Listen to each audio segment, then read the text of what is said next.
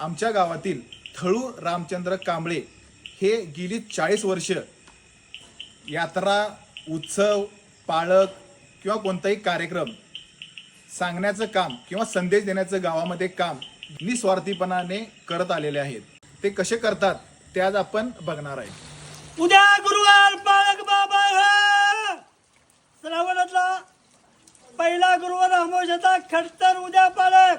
25-30 वर्षापर्यंत मी गावकी करतोय आणि गावाची जनसेवा करतोय. थाली देणे, माणसाचं मनोगत करणे या पद्धतीने मी आतापर्यंत काम करीत आलो. 30-35 वर्ष मी गाव करतोय. मी जगलो, माझ्या मुलाचं शिक्षण झालं, ज्ञान मिळालं. ह्या गावात आणि ज्योतिर्लिंगाच्या भैरीच्या आणि चोपडाबाईचे आशीर्वाद, थोडोबाईचे आशीर्वाद. धन्यवाद.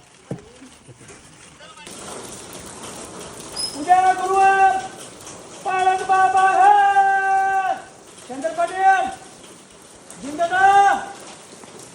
अहो दसर पाटील, उद्या श्रावणातला पहिलवार आहे खडतर पाळक गुरुवार. मी मात्र आवाज करतोय. येतो. धन्यवाद. आपण मज्जेत बोलतोय, काय राग मानायचं नाही मला.